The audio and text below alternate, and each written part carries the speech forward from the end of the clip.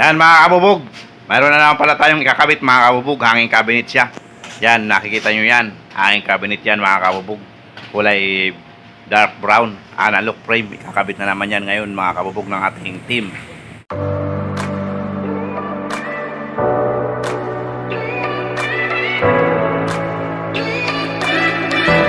Kabubog ang drawer mga kabubog yan. Yan pala yung yung natin pinto mga kabubog. Yan. At ayun mga kabubog yan. Pinto yan ang hanging cabinet mga kabubog. Ito mga kabubog pinto to ng sa kalababo. Ang gamit pala natin dyan mga kabubog, cancel hinges. Yan. Yan, ito yung hanging cabinet natin mga kabubog, kulay brown yan. Yan, with drawer yan mga kabubog. Yan with drawer yan mga kabubog. Dalawang drawer yan mga kabubog, sunuran. Yan, napakaganda yan mga kabubog. Mamaya makikita nyo kung paano yan ikabit. Papakita ko kung paano ikabit mga kabubog. Yan, kakarga na nila mga kabubog. Yan yung team natin mga kabubog. Yan ang team LDR mga kabubog. Long distance relationship yan mga kabubog. Mga team sawi, mga walang yan mga kabubog. Yan yung naka-green mga kabubog. Yan, single yan. Oh my God! Wow! Naghahanap pa yan. What? Kung sino daw ang available. O shout out daw doon sa mga available. Paramdam daw kayo. I feel good!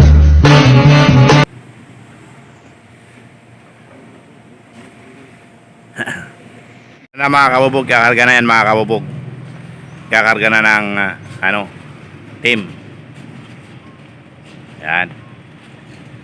Yan mga kabubog. Nakakarga na sa ating service. Yan ang ating team. Yan.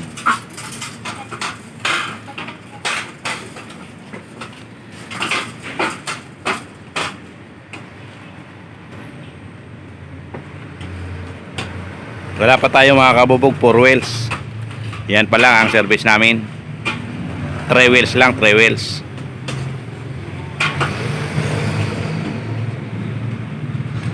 Yan.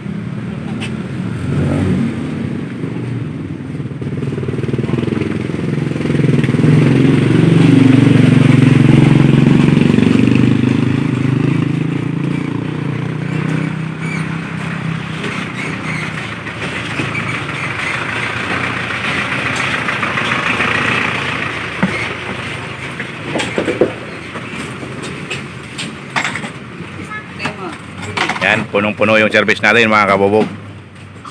Malapit lang naman yan mga kabubog.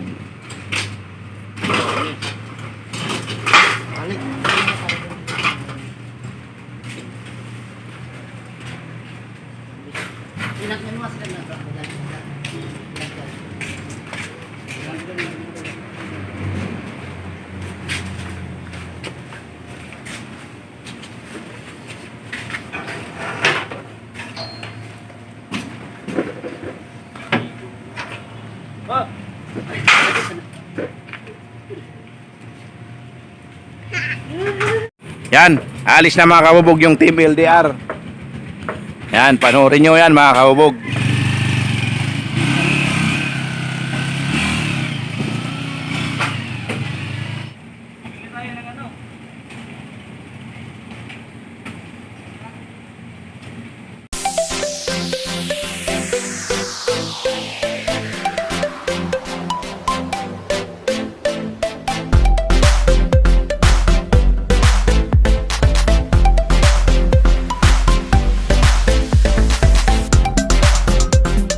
Ayan na mga kabubog, nandito na tayo mga kabubog. Malapit na tayo sa pagkakabitan mga kabubog. Yan.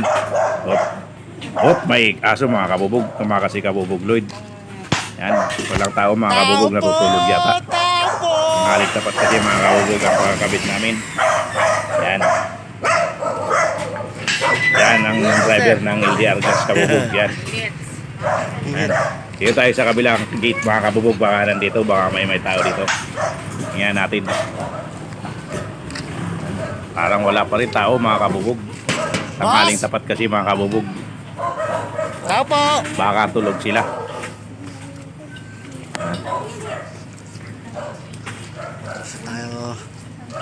Balik tayo sa kabila, kabubog. Parang mayroon ng tao dun sa kabila. Parang may naka, ano na. Bubuksan na tayo mga kabubog. Yan. Nabahin na. Yan na mga kabubog, nakapasok na tayo. Nandito na yung team LDR. Yan, magdi-discarga na sila mga kabubog ng ating hanging cabinet.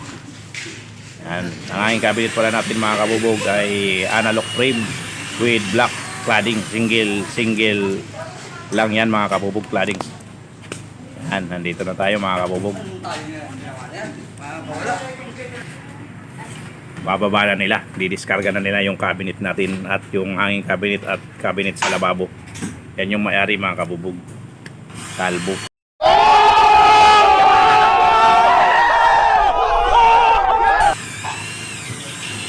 Ayan na mga kabubog, nakabit na ni Kabubog Kinit yung cabinet ng lababo natin mga kabubog. Yan, ina-adjust na pala nila yung cancel hinges. Cancel hinges pala ang gamit natin yan mga kabubog. Mas mabilis, mas magandang i-adjust. Yan, napakaganda ng cabinet natin yan mga kabubog. Aluminum yan, kahit mabasa yan mga kabubog, hindi yan basta-basta nasisira. Yan, yan ang side ng bakulod mga kabubog. Ina-adjust niya na. Yan, yan, may drawer yan mga kabubog. Dalawang drawer yan.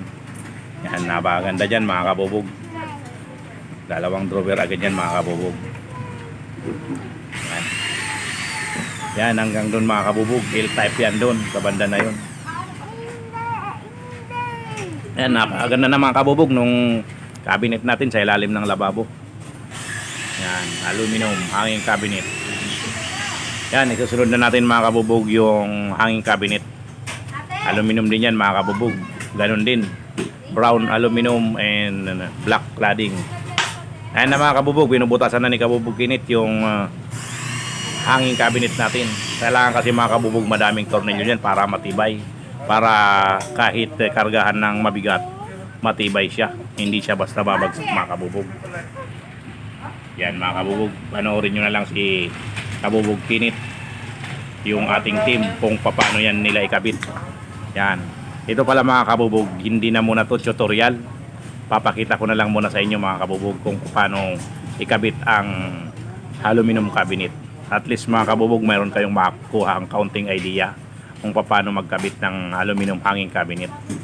Yan mga kabubog, panoorin nyo na lang mga kabubog ang aking video.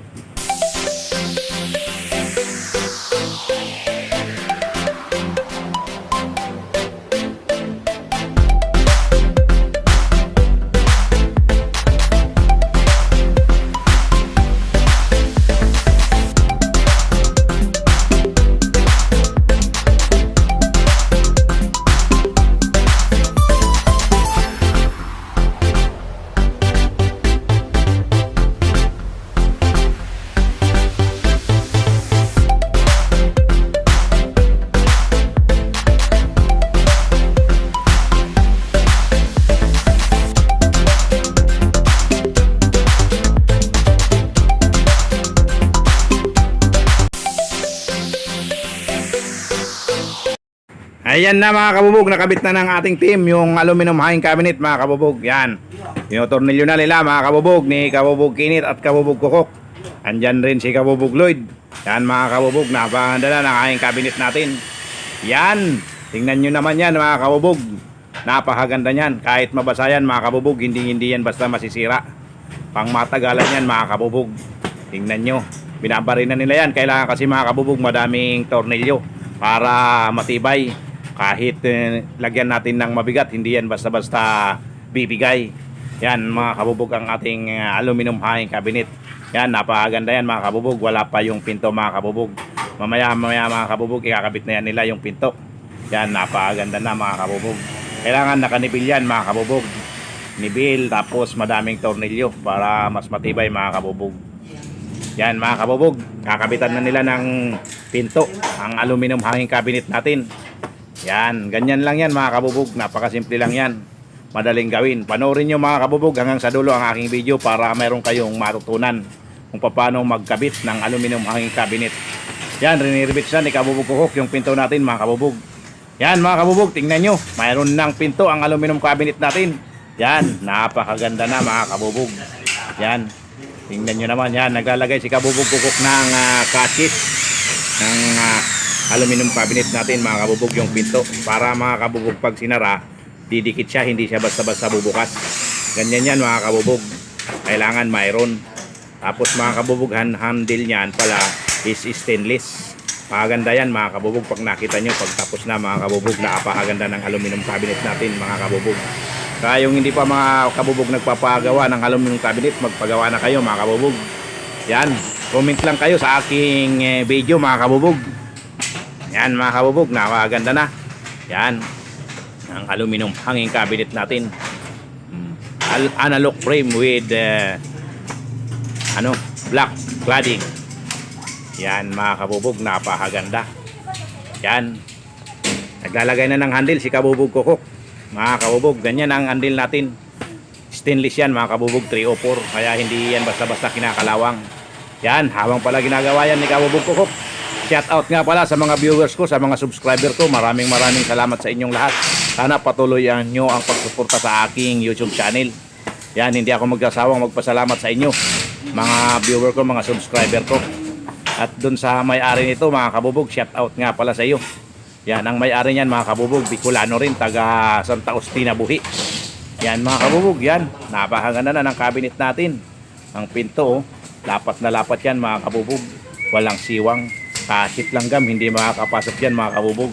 Talagang safety ang laman yan mga kabubog, hindi maiipis. Kung ano man mga ilalagay dyan, safety yan mga kabubog. Tingnan nyo naman yan, napakatibay niyan mga kabubog. Hindi yan basta-basta babagsak kasi talagang pinatibay yan ng ating team. Madaming tornilyo yan mga kabubog. Yan sa ibaba mga kabubog, mayroon pa yan mga lagayan. Kung ano-anong panglagay, pwede, kaya madami yan na ilalagay mga kabubog. Ganyan ang aluminum hanging cabinet natin. Yan, naglalagay na lang sila ng handle mga kabubog. Ganyan ang paglagay ng handle yan. Napakasimple lang yan mga kabubog. Alam ko kayang-kaya nyo yan mga kabubog. Pag napanood nyo itong video na to hanggang sa dulo mga kabubog, sigurado mayroon kayong makukuhang idea kung paano magkabit ng aluminum hanging cabinet. Yan, ang pinto niya pala mga kabubog yan, ano lang yan mga kabubog, smoke glass. Yun ang gusto ng customer natin, smoke glass. Kami naman kasi mga kabubog, kung ano yung gusto ng customer, kung ano yung request ng customer, yun ang ginagawa namin para walang problema. Pati ang design na yan mga kabubog, design nila yan mga kabubog, sila nagpili ng design. Yan, ganyan design ang napili nila. Yan, pero napakaganda niyan mga kabubog. Safety ang mga panglagay niyan nila mga kabubog. Mga gamit na ilalagay dyan sa aluminum hanging cabinet. Yan, aluminum cabinet kasi mga kabubog, napakatibay, matagal. Kahit mabasa, kahit hindi inaanay. Mga anti-anay yan mga kabubog. Compare mo dun sa hanging cabinet na kahoy mga kabubog, mabasa lang, nasisira na agad. Yan, hindi yan masisira mga kabubog. Kahit may hanay, hindi yan naaanay mga kabubog. Kahit mabasa, hindi yan mabubulok. Yan ang advantage ng aluminum hanging cabinet mga kabubog. Kaya ngayon, sa panahon ngayon mga kabubog, talagang aluminum cabinet na ang mga pinapagawa. Lalong-lalo na sa mga ereyang mga binabaha mga kabubog. Yan na ang ginagamit nila, pati yung sa cabinet sa ilalim ng lababo. Kasi kahit abutan ng baha mga kabubog, hindi basta-basta nasisira yan. Yan, tignan nyo naman yan mga kabubog, napakaganda na ng aluminum cabinet natin. Nalagyan na nila ng handle. Yan, sinusubukan nila mga kabubog ang pinto para siguradong walang sabit. Yan, tingnan nyo yan mga kabubog, napakaganda yan mga kabubog. Yan, may isang layer pa yan mga kabubog. Yan, napakatibay yan. Yan, kahit ano ilagay nyo yan mga kabubog, safety. Yan pala sa bandang ibaba na yan mga kabubog, mayroon yan drawer. Yan, dalawang drawer na maliit yan mga kabubog ang ilalagay natin dyan. So, request din yan ng customer natin. Kasi mayroon silang mga gamit na kailangan ilagay din daw dyan sa drawer na yan. Yan, si kabubog Kukuk, naglalagay ng catches. Yan, catches yan ng pinto mga kabubog para hindi basta-basta siya bubukas.